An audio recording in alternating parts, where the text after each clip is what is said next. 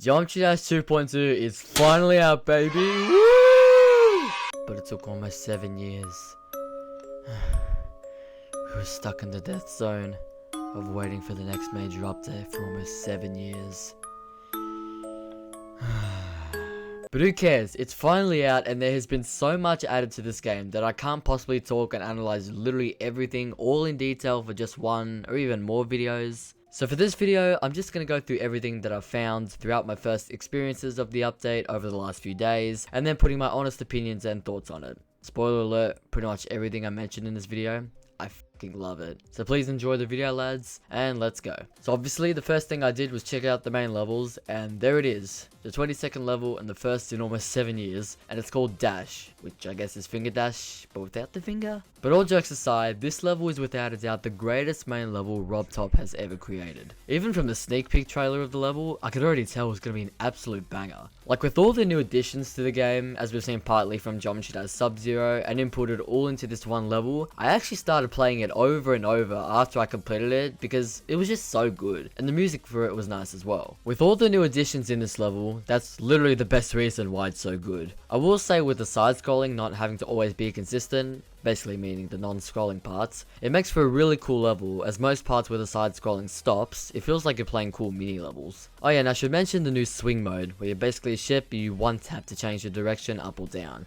Took me a while to get used to, but after I got the hang of it, it's pretty simple to use, and it feels really cool to play as like an alternative version of the ship for it not requiring any button holding. As well with the camera zooms and rotating, like it feels like a completely new game with additions like these that just makes it so enjoyable. And of course the side-by-side gameplay. Like it's just pure excellence to see different ways of gameplay in GD. And with the secret coins, they're in pretty cool spots too. While I hate not being able to find them on my own, secret coins are part of the challenge of each level, regardless of how easy they are to find them, which is fair enough and makes sense for pretty much every single level. But apart from that, that's all I really have to say about Dash. I mean, it's basically one level where it throws absolutely everything 2.2 has, which everything involved is absolutely perfect. And there was going to be another level involved in this update called Explorers, but it's unfortunately been postponed to update 2.21. But still, I can see that more levels from here on out are going to be just as fantastic as Dash.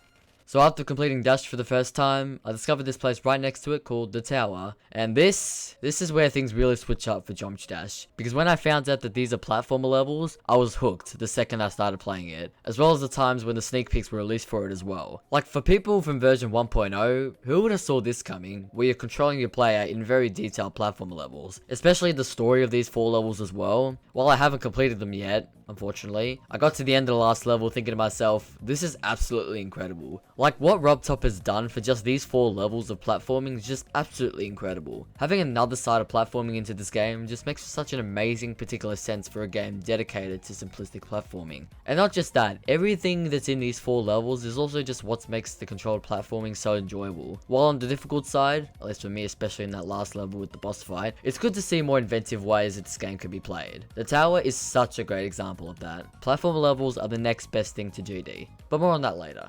I'll now just quickly talk about the new menus and player icons. They're much better and more cleaner looking than before, and just seeing how many new icons have been added just makes for such a nice collection you can have the more you unlock stuff in this game. Also, the color menu looks nicer as well, with just one clean sub menu and not just having to scroll through the color board like in previous versions. I appreciate this change to the color menu very much. Oh, and also the fact that you can change the color of your character's glow instead of the secondary color allocating it, it's great, since I now have the combination of purple and green/lime, which I'd say looks much better than how I used to look before 2.2. Now look, I'm not saying any of these menus in previous versions were terrible in any sort of way, but in this update, it's just so good to look at, and it's another way of saying that the user interfaces have just gotten better and better in GD. Now here's some last few things I'll quickly mention here. Another thing I can approve in this update is the additional HUD options, like how you can show info labels on your screen, as it can be very helpful and cool for platformer levels, and also the basic timer as well, which is just as helpful with the platformer levels, as this one's more easier to view than the timer on the info labels.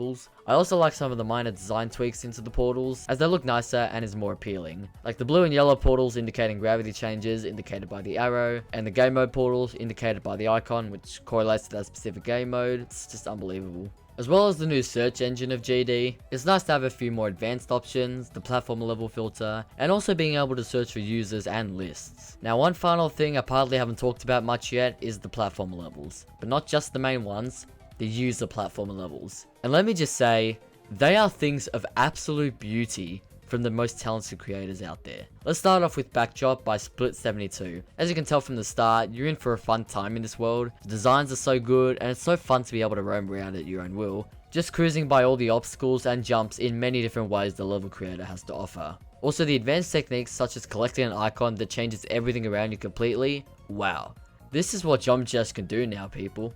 It's at this point of the video I just can't get enough by saying how amazing everything in this update is, especially with the platformer levels. Here is A True City by Foley Blocks, where you start off nice and simple, and then you reach a very big maze you have to roam around to collect all the coins, and even grab keys. Now of course this is included in the 4th main level, but once again consider all the different ways you can build and switch up the playstyle in the mazes. Then you also have the Demon platformer levels, which, I mean, it speaks for itself. Demon levels normally require extreme precision, and that's just about the same here. I mean, at least you can take your time with them, but yeah, I couldn't be bothered with the demons. But here's one called Over the City by PAHC, and your mission is to get the ruby by overcoming these traps, and after a while, you're golden. I very much appreciate these little stories that can easily be implemented and understood well in platform levels such as this one. And you know, since it's Christmas time, I decided to take on the Freeze Flame Cliffs by Neoraptor that has such well detailed festive level designs, which starts off great by cruising through all the basic parts of the level, but until then, you're in for what I basically call the final boss of this level.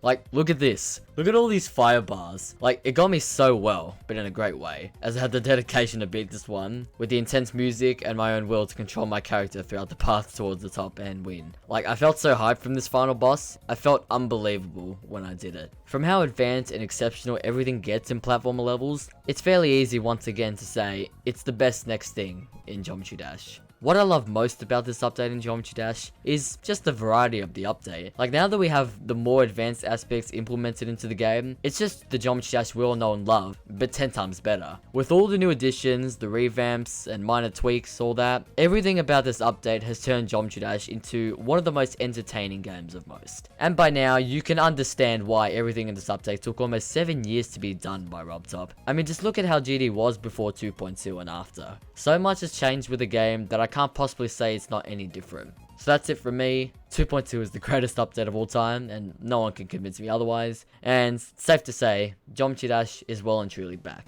So thank you all for watching and sticking by me in 2023. Hope you lads enjoyed the main channel content this year, as it's probably the best I'll get in quite a while. But who knows, wherever life takes you. Happy holidays, and happy new year to all. And goodbye.